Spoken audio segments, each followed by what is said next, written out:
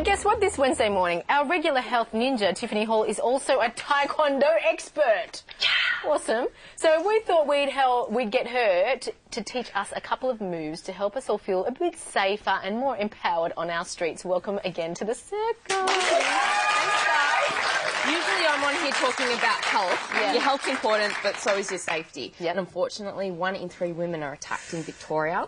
Wow. So, you know, I run little self-defence courses, and I've got time today to teach you one move that can save your life. Can I say too, Tiff, I was walking from a car park the other night, and normally I'm a very confident person, independent person, but being pregnant, I suddenly felt really vulnerable.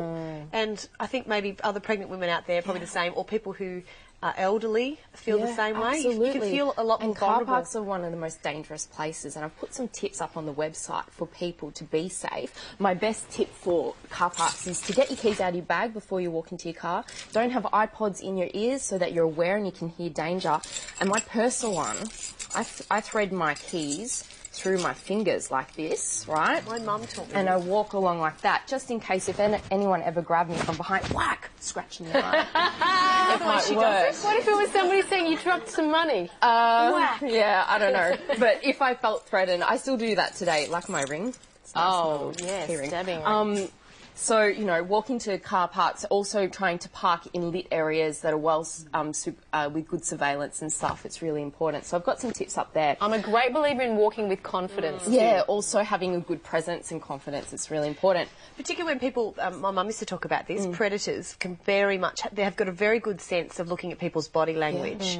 And unfortunately that's why they've got the title. They look at their prey and see if people who look really insecure and look afraid. Absolutely. And I'm always saying, take the stairs, not the lift. Be healthy, but in car parks, always take the lift. Don't go near stairwells in car parks. They're crime spots. It's not good. Yep. But one move that can save your life. Often when I'm teaching self-defence, people say, kick them in the nuts. That's what self-defence is. It's not. It's hard weapon, soft target. So a hard weapon on your body applied to a soft target. That's all it is.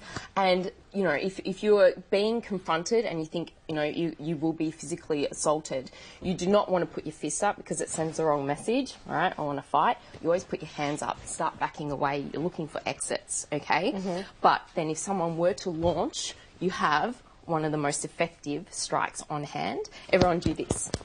Try that. This is the heel of your palm. It's the most effective and it's pretty strong, right?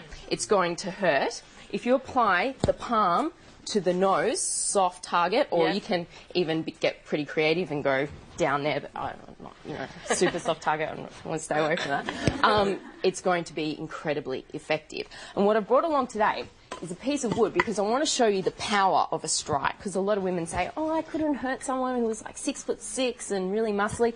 You can always, you know, hurt someone with these basic strikes, okay? So, Yumi, I want to teach you the palm strike. I don't know whether she's got enough anger in her to do this. I think she'll be fine, right? She'll be fantastic. Put your palms up like this, and I want to practice. Yep. Just hitting my palm, keep your fingers out of it, all right? As hard as you can. Go. Good girl. Gentle stance. Once. Good. I think perfect. Now, the most important thing when you're doing self-defence is screaming. Unfortunately, when you scream, people often won't come and help because they're scared of getting in danger themselves, but it does create witnesses if you're being attacked, which is very important, and it often short-circuits the attacker because if you it's not scary, but really loud in someone's face, they will react like this just for a second, which is long enough for them to let go of you and for you to run. Right. Okay? So now we're going to try this test. I want you to palm the board with the strongest yell possible, straight there. I brought in a thin one, but I think you're pretty strong, so we're actually going to layer it. You know, the crew are going to mock me forever if I don't manage to break this. I'm going to get her to break 2 boards at once, and I have never tried this before, so we'll see. Never tried. Okay, cue the Rocky music, please. We'll see how this goes. So, first, actually, we need you to look like a ninja. So let's get you in the spirit of things. Yep. And if you're interested in dating Yumi Steins, please send us an email. There you are. Now she looks the part, all right? Now she looks the part. So let's bow. Go, girl. Palm up. Right in the cacao. Ready? On the count of 3. 1, 2, 3.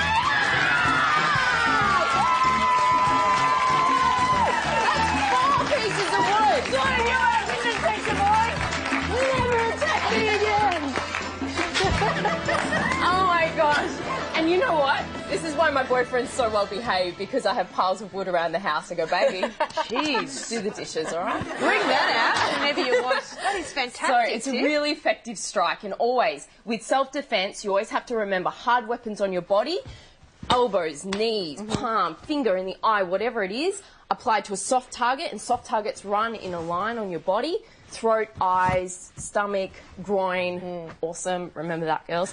Toes. All right. It's always going to work. Hard weapon, soft target. Before we go, yes. when you were doing that, yeah. did you just really, really focus on, like, did you have to think a lot? Were you worried about it? Or you just focus on that piece of wood and...